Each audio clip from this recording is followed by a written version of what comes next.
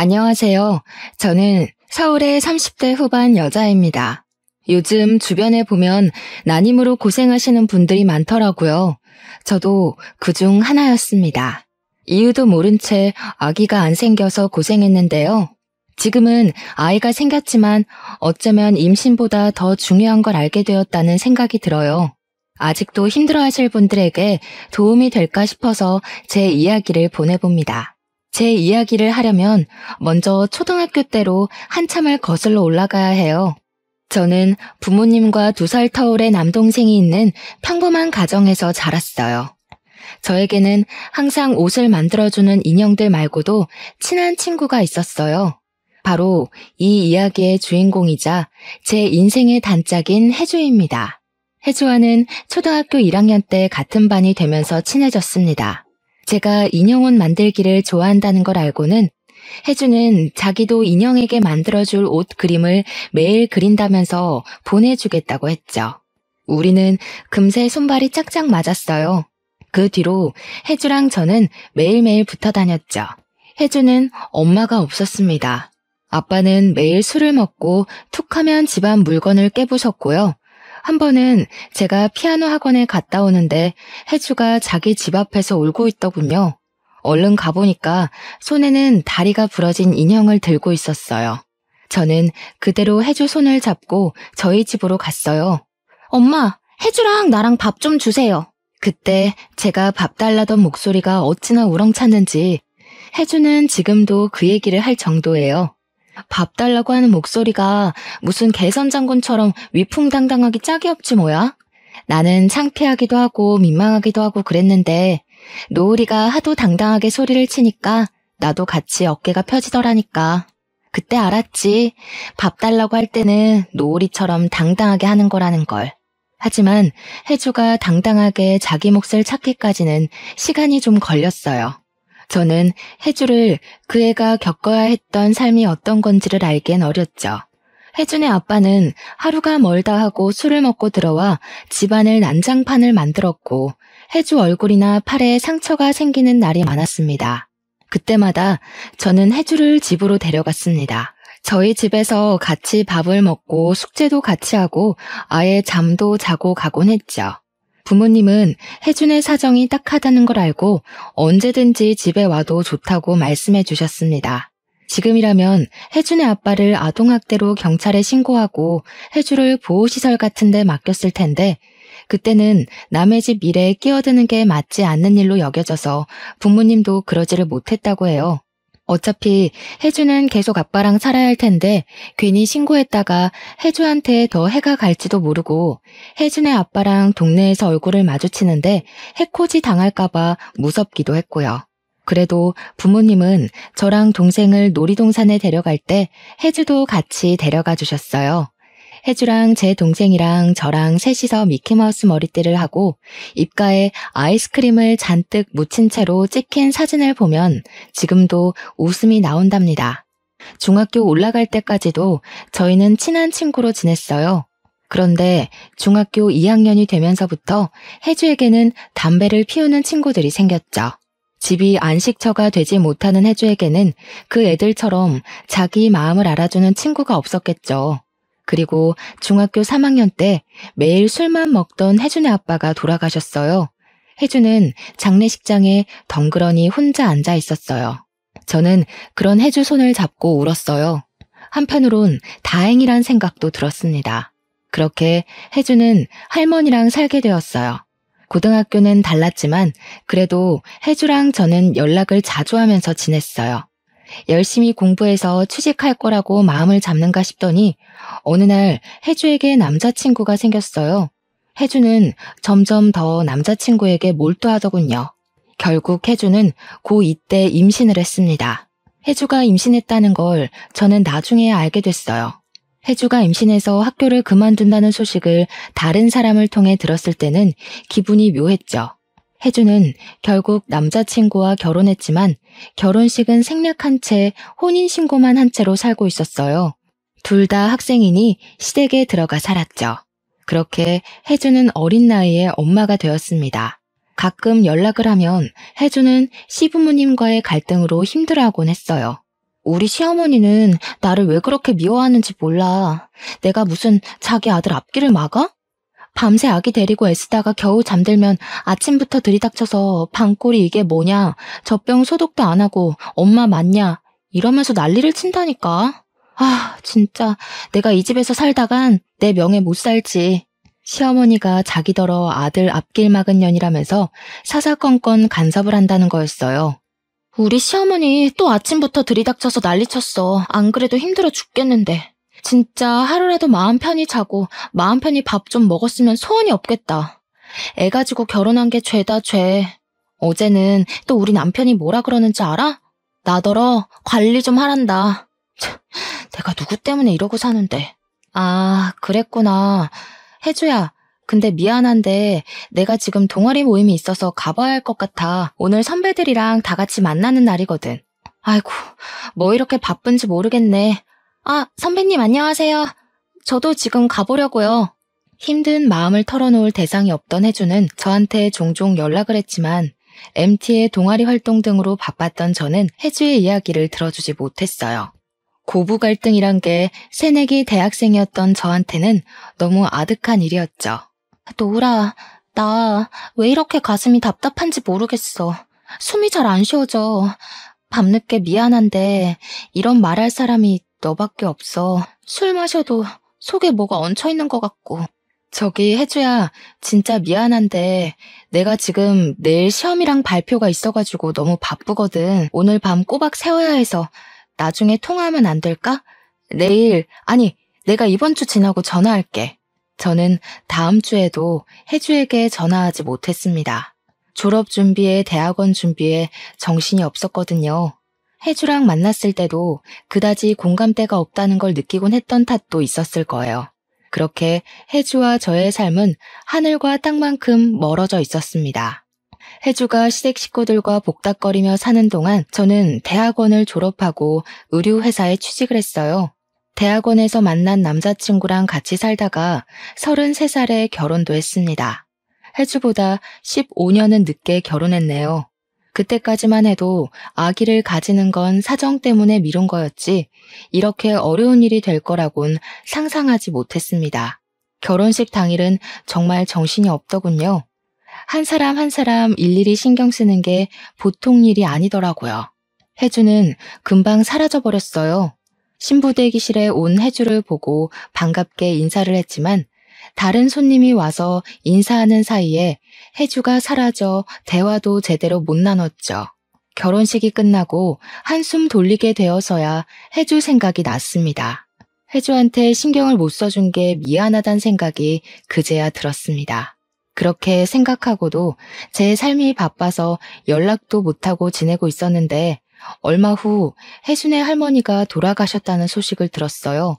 저는 부랴부랴 일을 마치고 장례식장으로 갔죠. 싸늘한 기운까지 도는 장례식장에 혜주는 또 혼자 앉아있더군요. 눈물 자국이 말라버린 얼굴은 반쪽이 되어 있었고요. 할머니가 계속 전화하셨는데 내가 못 받았어. 그냥 사는 게 너무 힘들어서. 할머니가 아픈데 한번 가보지도 못하고 하은이는 내 얼굴 제대로 보려고 하지도 않고 남편은 집에 들어오지도 않고 내가 할머니한테 얼마나 잘못했는지 그게 이제야 생각이 났다. 노우라, 나 어떡하니? 저는 그 자리에서 혜주를 끌어안고 같이 울었습니다. 그날 장례식장에서 혜주랑 밤을 새우며 이런저런 얘기를 나눴어요. 얘기를 들어보니 상황이 더 안 좋더군요. 혜주 딸 하은이는 스트레스 때문인지 어릴 때부터 실어증이 있었는데 여러모로 치료를 받아봤지만 잘 고치지 못했다고 했어요. 혜주는 하은이가 그렇게 된 게 자기가 너무 모자라서 시어머니랑 남편이랑 다투고 애한테 화도 많이 내서 그런 것 같다면서 울었죠. 그리고 설상가상으로 혜주 남편은 1년 전부터 집에 잘 들어오지도 않는다고 했습니다. 핸드폰에 그 여자랑 다정하게 툭 주고받은 게 그대로 있더라고. 내가 얼마나 만만한지 내 눈치를 보지도 않는 거야. 시어머니는 나한테 애망친 년이라고 하더니 이젠 남편 밖으로 돌게 한 년이라고 욕을 해.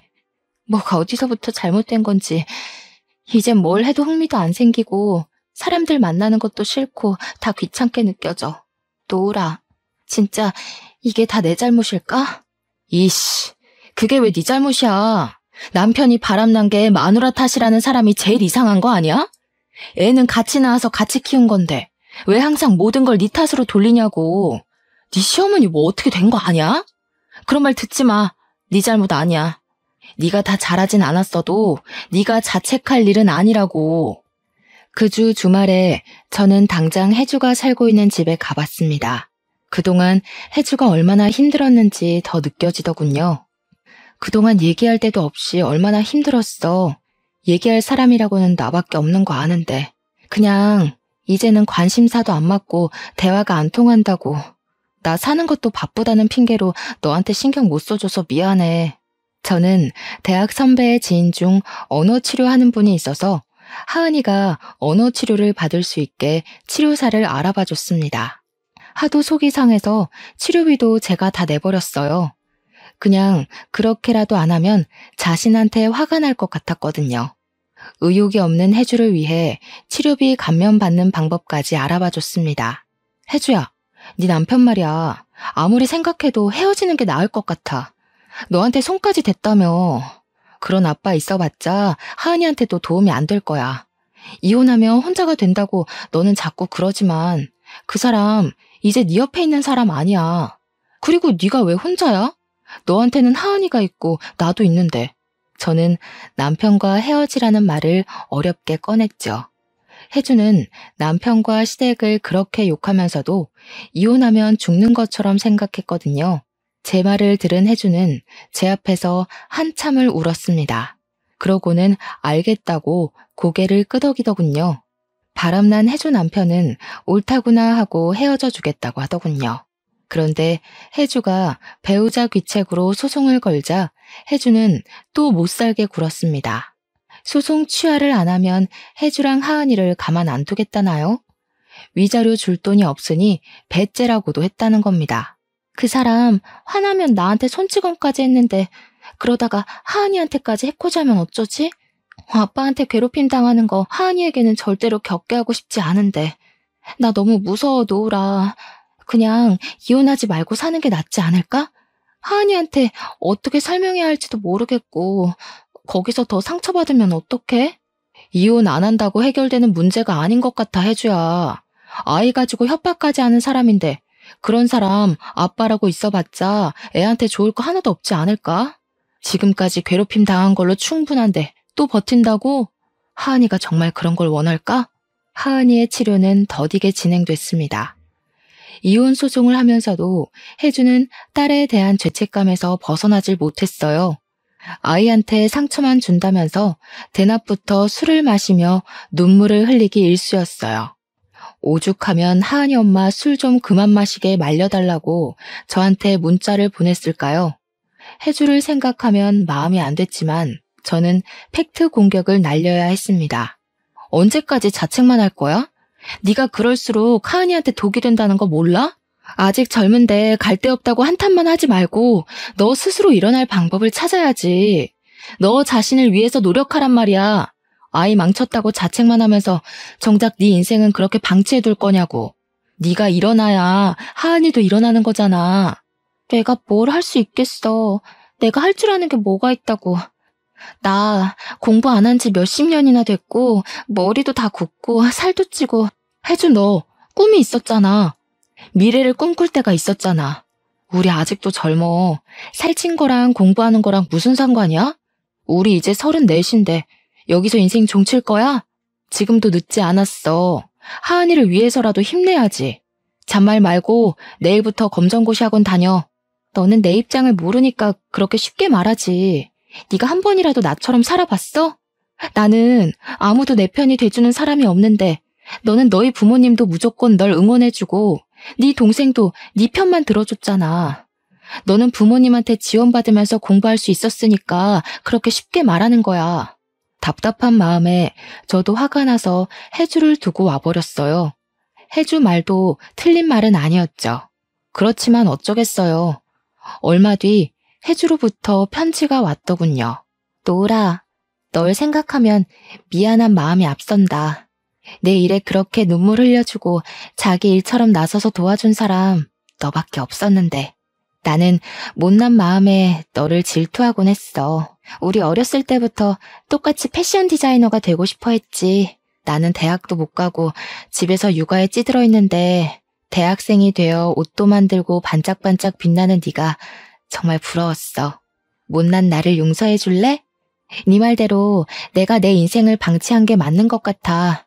날 위해 화를 내주는 널 위해서라도 이제부터라도 노력할게. 혜주는 검정고시를 공부해 고등학교 졸업 학력을 따고 그 후로 방송통신대학에도 입학했습니다. 혜주는 제 인생은 자기보다 평탄하다고 했지만 그때는 제 인생도 본격적인 가시밭길이 되어가고 있었죠. 결혼한 지 1년쯤 지나서 아기를 가지려고 무던히 애를 썼는데 잘 되지 않았어요. 남편은 외아들의 손이 귀한 집이라 시댁에서는 대놓고 티를 안 내도 은근한 압박이 느껴졌죠. 시부모님 보란 듯이 아기를 낳고 싶었습니다. 그전까지는 대단한 인생은 아니더라도 제가 계획한 것들은 다 이루어졌거든요. 아기를 가지는 것만은 마음대로 되지 않더군요. 2년이 넘어가도록 아기가 생기지 않아 저는 하루하루 점점 힘들어하고 있었어요. 시험관 시술은 몸에 너무 무리가 되었습니다. 시험관 시술을 한 번 할 때마다 세상이 조금씩 내려앉는 느낌이랄까요? 용하다는 한의원에서 하라는 대로 다 하고 먹는 것도 조심하며 1년 내내 몸을 사리며 살았는데도 소용이 없었죠. 그러는 동안 혜주는 방통대에 다니며 전화 상담원으로도 일하고 있었어요. 상황이 엄청 좋아진 건 아니었지만 그래도 자신을 위해 노력하게 된 후로 표정도 밝아지고 하은이도 상태도 훨씬 좋아지고 밝아졌습니다. 그에 반해 저는 나날이 어두워져 갔죠. 3년이 넘어가자 시댁에서 대놓고 말이 나오기까지 했어요.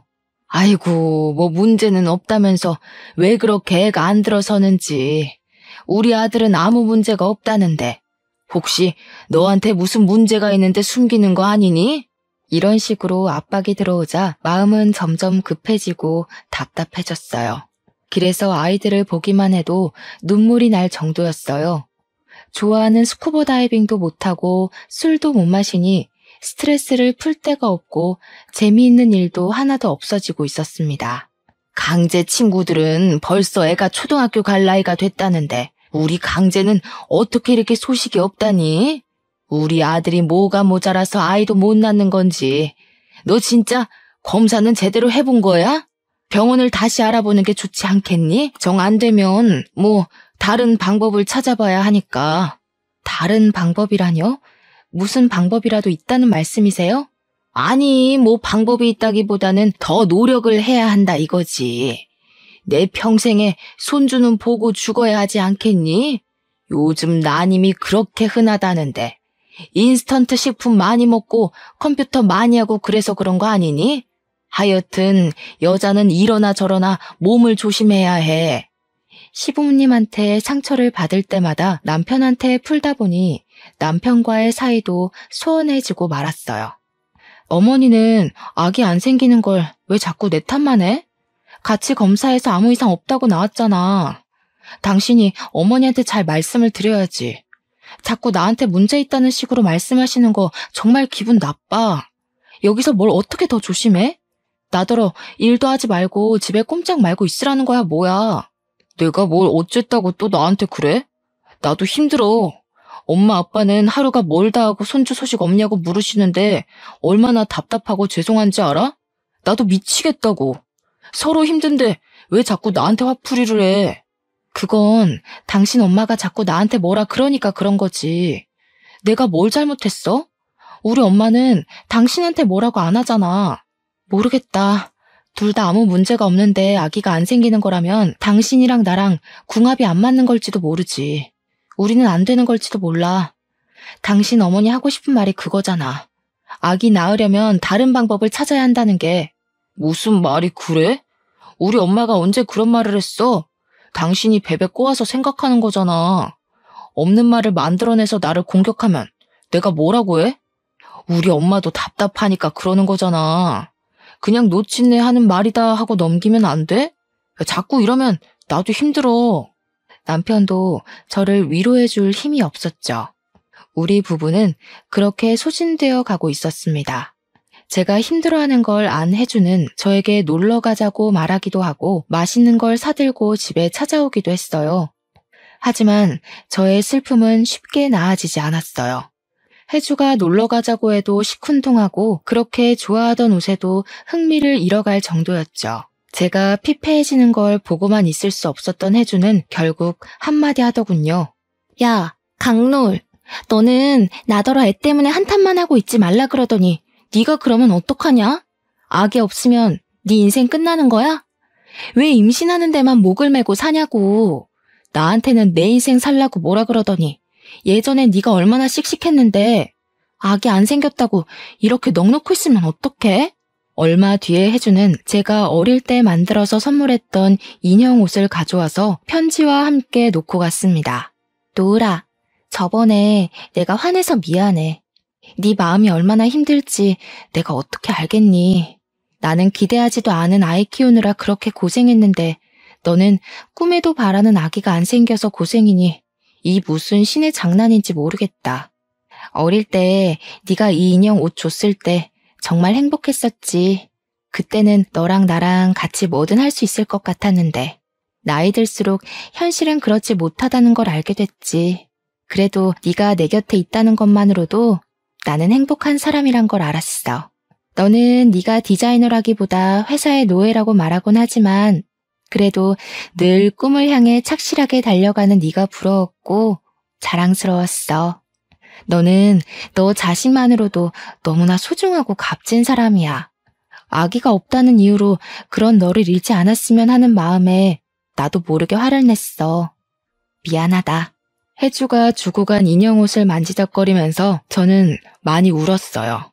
아기한테 제 손으로 옷을 만들어주고 싶었는데 하지만 혜주 말이 다 맞는다는 걸 인정할 수밖에 없었죠. 그 후 저는 내가 어떤 삶을 살고 싶었는지 다시 생각해 보았습니다. 아기의 정신이 팔려서 생각지 못했던 제가 하고 싶었던 것들이 생각나더군요. 저는 평소에 생각했던 디자인들을 그리기 시작했어요. 어쩌다가 그걸 쇼핑몰을 하던 선배에게 보여줬더니 선배가 바로 자기 쇼핑몰에서 팔아보면 어떻겠냐고 하지 않겠어요? 선배네 쇼핑몰은 떼어다 파는 옷도 팔았지만 선배가 직접 디자인해서 제작한 옷도 팔고 있었거든요. 그렇게 제작부터 판매까지 순식간에 해치웠고 선배네 쇼핑몰뿐만 아니라 제 SNS를 통해서도 주문 제작으로 판매를 시작했습니다. 생각했던 것보다 반응이 훨씬 좋았어요. 주문 제작으로 들어오는 물량이 많아서 회사를 그만둬야 하나 고민해야 할 정도였죠. 무엇보다 제가 성취감을 느끼고 저 자신에 대해 긍정적인 느낌을 받게 되었다는 것이 중요한 일이었어요.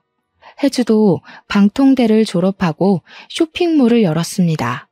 혜주가 아이를 키우면서 느꼈던 점들을 반영해 아기 엄마에게 필요한 것들을 파는 쇼핑몰이었어요. 한창 꿈 많을 나이에 온통 눈앞에는 해결해야 할 문제였던 혜주의 육아 경험이 빛을 발했는지 다행히 장사가 괜찮게 되었죠. 혜주 딸 하은이도 언어치료 효과가 나타나서 처음 보는 사람은 실어증이었다는 걸 모를 정도였죠. 거의 일이 잘 풀리니까 자연히 저와 남편과의 사이도 좋아졌습니다. 제 상태가 좋아지니까 별것도 아닌 걸 가지고 싸웠다는 걸 깨달았고 남편한테 화를 낸 게 미안해지더군요. 제가 미안해하니까 남편은 더 미안해하고 서로 더 조심하고 배려하다 보니 오히려 전보다도 사이가 좋아졌죠.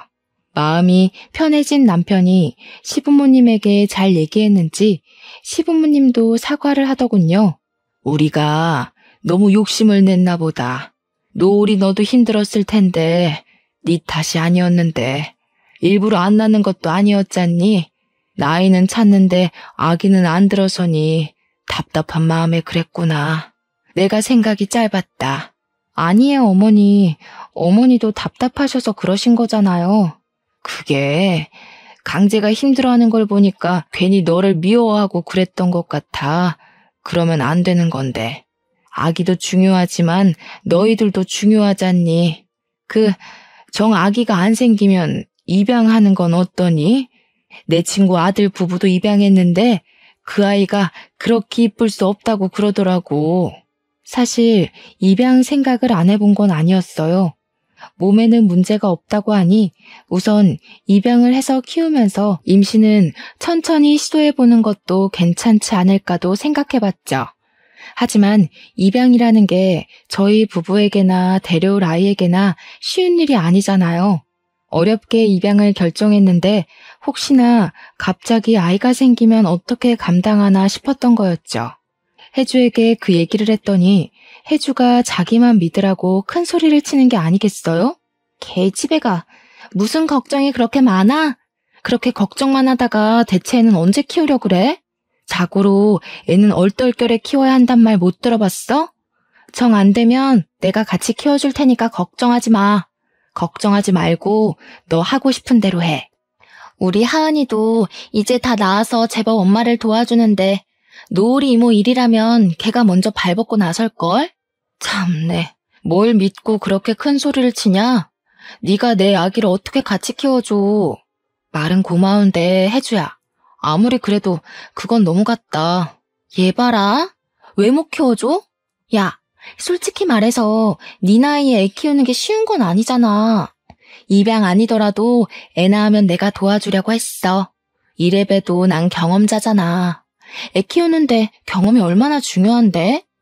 네가 나보다 공부는 더 했는지 몰라도 애 키우는 건 내가 한 수이라 이거야. 누굴 닮아서 그렇게 큰 소리를 치나 했는데 아니나 다를까 혜주는 얼마 뒤 저희 집 바로 근처로 이사를 오지 않았겠어요? 어떻게 여기로 이사 올 생각을 했어? 진짜 아기 키워주려고 이사까지 온 거야? 하은이 학교는 어쩌고? 이사할 때가 됐으니까 겸사겸사 온 거지. 하은이도 이제 놀리는 애들 없는 데서 새로 시작하는 게 어떠냐고 했더니 좋다고 했어. 하은이도 나도 마음 잡고 한번 새롭게 살아보자 이거지. 우리 사무실하고도 가깝고 잘 됐지 뭐. 혜주가 그렇게까지 응원해주는데 더 망설일 수는 없었어요. 등 떠밀리는 꼴이었지만 기분이 나쁘지는 않았답니다. 이삿짐을 풀자마자 저랑 남편, 혜주랑 혜주 딸까지 다 같이 근처 보육원으로 봉사활동을 갔습니다. 마음 편하게 먹으라고 혜주가 강요하다시피 말하는 바람에 정말 그냥 아이들이랑 논다는 기분으로 다녔어요. 물론 쉽지는 않았습니다. 마음의 상처들을 꼭 붙들고 있는 아이들이었으니까요. 우리를 받아들이는가 싶다가도 밀어내는 아이들을 보며 힘들기도 많이 힘들었지만 참 많은 걸 느꼈어요. 그래도 혜주가 방통대를 다니며 청소년 상담 공부를 한 덕을 톡톡히 봤습니다. 노을아, 왜 그러고 쭈그리고 앉아있어? 뭐 힘든 일 있어? 애들이 말을 안 들어서 그래? 애들은 원래 말을 안 듣는 거야. 너무 상심하지 마. 아, 그런 거였냐? 내가 몰랐네. 그냥 애들이 마음을 안 열어주는 걸 보는 게 매번 힘들기는 해. 나는 내 가정 하나 못 만들면서 저 애들한테 손을 내밀 처지가 되는지, 그럴 자격이 되는 건지 그런 생각도 들고. 아이고, 그래가지고 아기 낳으면 어떡하려고? 이러니까 내가 얘를 혼자 둘 수가 있나? 무자식 상팔자라는 말이 괜히 있는 줄 알아? 애들은 원래 속썩이고 힘들게 하는 거라고. 쟤네들은 네 자식이 아니니까 저 정도지 네 자식이면 더 할걸? 그렇게 생각하고 마음 굳게 먹는 게 좋을 거다. 야, 강혜주, 너 어른이구나? 언제 이렇게 컸대? 기특한 녀석 같으니라고. 그러게, 네 말이 맞다. 쉬울 리가 없는데. 그치? 사랑은 주는 것도 받는 것도 참 쉽지 않은 것 같아. 정말 그런 걸 이 나이 되어서야 알게 됐네. 그래, 이 애기도 못 키워본 애송아. 애기 낳으면 내가 시행착오를 줄이도록 가르침을 줄 테니까 딱 기다려. 아니다. 너무 기다리면 안 되지. 기다리지는 말고 기대만 해, 기대만. 보육원에 다니다 보니 세상에는 도움이 필요한 사람이 많다는 것이 눈에 들어왔어요. 혜주 딸 하은이도 자기 도움이 필요한 아이들을 돌봐주면서 오히려 자기가 마음의 치유를 받는다는 걸 느낄 수 있었어요.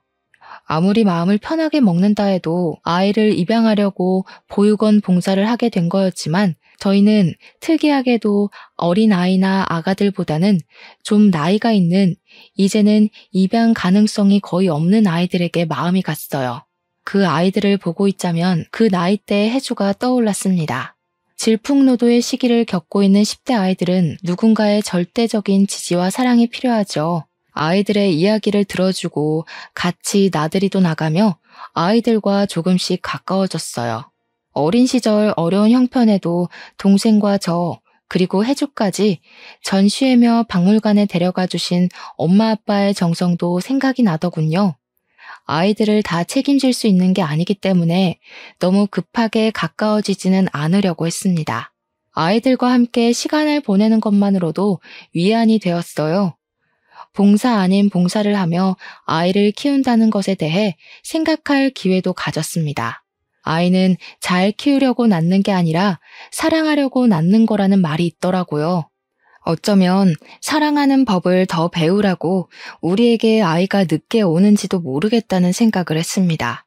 고민 끝에 저희는 한 아이의 부모가 되기보다 보육원 아이들을 널리 아우르는 후견인이 되기로 했습니다. 입양에 대해, 양육에 대해 진지하게 고민해 본 끝에 내린 결론이었죠. 당신 진짜 괜찮겠어?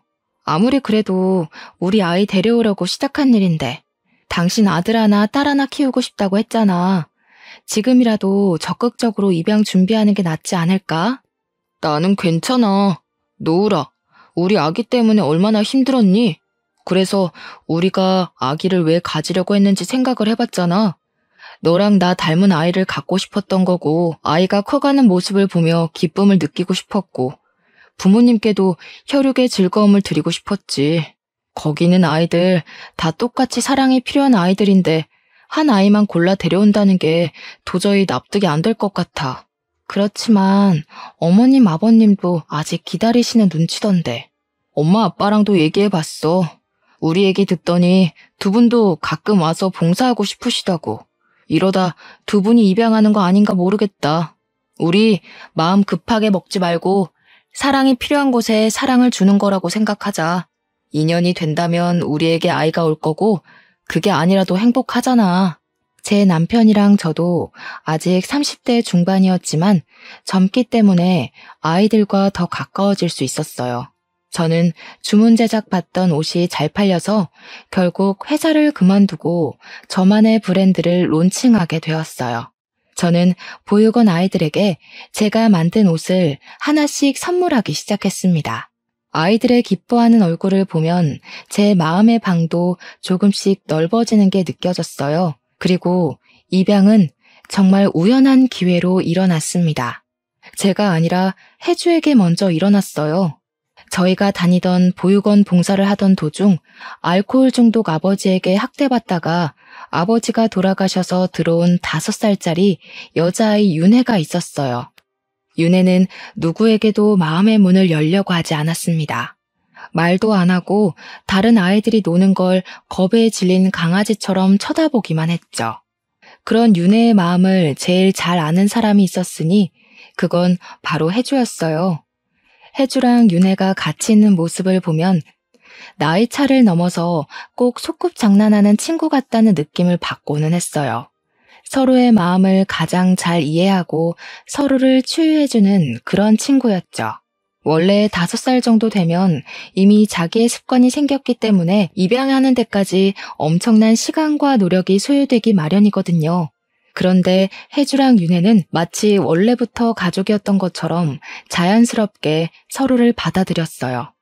말수가 많지는 않아도 이제는 할 말은 다 하는 혜주 딸 하은이도 동생이 생기는 걸 아주 반겼죠. 하은아, 동생 생겨서 엄마 뺏길까봐 걱정되고 그러지는 않아? 윤혜가 집에 오면 아무래도 네 엄마가 윤혜한테 신경을 많이 써야 할 텐데 하은이가 섭섭하지 않겠어? 이모도 참. 동생인데 섭섭하긴 뭐가 섭섭해요? 윤혜가 얼마나 귀여운데. 저번에 데려다가 자니까 외롭지도 않고 얼마나 좋았는지 알아요? 우리 집은 항상 허전했는데 윤혜가 오니까 뭔가 따뜻해지는 것 같던걸? 그리고 나도 고등학생인데 동생 질투나 할까봐? 너 우리 이모는 동생한테 질투했어? 그러니? 이모는 약간 질투했던 것 같기도 하고. 사실 내 동생도 귀여웠어. 얄미울 때도 있지만 혼자서 컸다고 생각하면 되게 외로웠을 것 같아. 가끔은 미울 때도 있지만 그래도 다들 곁에 있어줘서 외롭지 않았지. 하은이는 요즘 수아랑 친하게 지내는 것 같더라. 아, 맞아.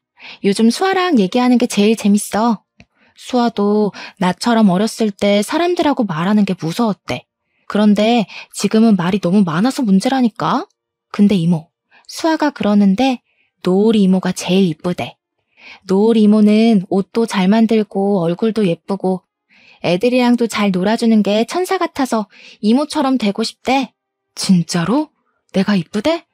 아 참, 어떻게 알았지? 나의 매력에 너무 빠지면 안 되는데. 어떡하지? 하은아, 수아한테 이모의 매력에 너무 빠지지 말라고 말해줄래? 아, 왜 이래? 하고 싶으면 이모가 직접 하셔. 수아는 하은이랑 동갑인 여자아이였어요. 어렸을 때 말더듬이 있어서 파양당한 경험이 있었지만 밝고 따뜻하게 커주었던 것이죠. 수아는 주변을 잘 챙기는 싹싹한 아이였습니다. 보육원에 다니면서 가장 기쁠 때는 아이들에 대한 진심이 통했다는 생각이 들 때였죠. 수아가 저를 이쁘다고 하는 것도 제 마음을 알아준다는 소리 같아서 참 기뻤습니다. 브랜드를 키우랴 아이들을 챙기랴 정신없는 나날을 보내느라 아기에 대해선 한동안 잊고 있을 정도로 바빴습니다. 인생에서 중요한 일들은 기대하지 않았을 때 찾아오는 경우가 많죠. 아기를 가지려고 노력하는 사람들도 하다 안 돼서 포기하면 그제야 아기가 찾아온다고 하잖아요. 저희도 그랬습니다. 그날은 유난히 더운 여름밤이었어요. 남편이 갑자기 자다가 벌떡 일어나는 바람에 저도 같이 깨고 말았습니다. 당신 왜 갑자기 자다 말고 일어나고 그래? 무슨 일 있어? 안 좋은 꿈이라도 꾼 거야? 아니야. 별일 아니야. 안 좋은 꿈은 무슨 안 좋은 꿈일 리가. 남편의 기색이 뭔가 수상쩍었지만 저는 다시 잠이 들었죠. 그런데 얼마 뒤 남편이 저에게 자꾸 임신 테스트기를 해보라는 거였습니다. 남편이 너무 들떠있는 것 같아서 괜히 실망할까봐 하기 싫었지만 좀 미심쩍은 기분으로 테스트기를 해봤습니다.